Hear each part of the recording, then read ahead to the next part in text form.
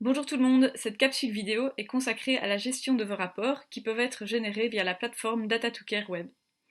Une fois que vous êtes connecté à votre compte Data2Care Web, vous voyez apparaître à gauche le menu principal. L'onglet Rapports est celui qui permet de créer, éditer, télécharger ou effacer vos rapports de données. En cliquant sur cet onglet, vos rapports déjà créés apparaissent sous le nom que vous leur aurez donné. Ici, nous avons par exemple deux rapports précédemment créés nommés Test 1 et Test 2. La première partie de cette vidéo est consacrée à la création d'un rapport. Pour cela, il vous suffit de cliquer sur le bouton plus en bas à droite. Il vous faut ensuite nommer le rapport, par exemple ici test 3, et choisir le modèle de rapport que vous souhaitez. Vous pouvez choisir entre un format de rapport qui a été prédéfini lors des discussions autour de la personnalisation de Data2Care dans votre pays, mais vous pouvez également entièrement le personnaliser lors de la création même de votre rapport. Ainsi, quand vous cliquez sur Personnaliser, plusieurs options apparaissent.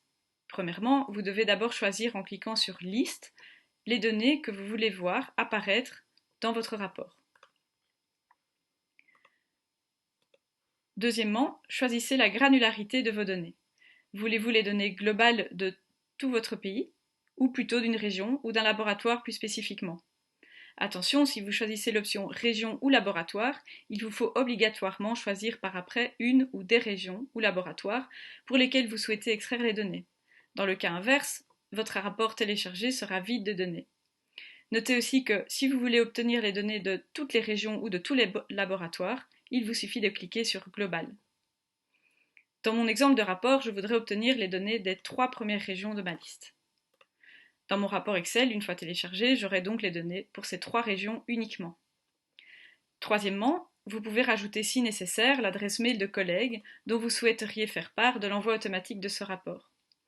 Enfin, choisissez la fréquence d'envoi du rapport sur votre boîte mail ainsi que la langue. Nous verrons plus tard que l'envoi automatique, qu'il soit hebdomadaire, mensuel ou trimestriel, peut être inactivé. Aussi, sachez qu'il ne vous sera pas possible d'enregistrer de rapport si vous n'avez pas sélectionné une des 3 fréquences d'envoi. N'oubliez pas à la fin d'enregistrer votre nouveau rapport. Nous allons voir maintenant comment éditer un rapport précédemment créé. Il vous suffit de cliquer sur la ligne correspondant au rapport que vous souhaitez éditer. À nouveau, n'oubliez pas à la fin d'enregistrer vos modifications apportées au rapport. Pour télécharger un rapport, vous cliquez sur la petite flèche à droite du rapport sélectionné. Vous pouvez choisir alors la période de temps dans laquelle vous voulez obtenir les données. Par défaut, les données seront envoyées sur la période de temps que vous avez prédéfinie lors de la création du rapport, mais vous pouvez également choisir une autre période de temps, plus large ou plus restreinte, pour autant que les données aient été générées sur la période de temps que vous avez délimitée. Vous cliquez ensuite sur Télécharger, et le rapport est alors téléchargé sur votre machine en format Excel. Vous pouvez également activer ou désactiver les envois automatiques de rapports sur votre boîte mail, qu'ils soient hebdomadaires, mensuels ou trimestriels. Lorsque le bouton est vert, l'envoi est activé, et en gris, l'envoi est désactivé. Enfin, si vous voulez supprimer un rapport, il vous suffit de cliquer sur la petite poubelle. Merci pour votre attention.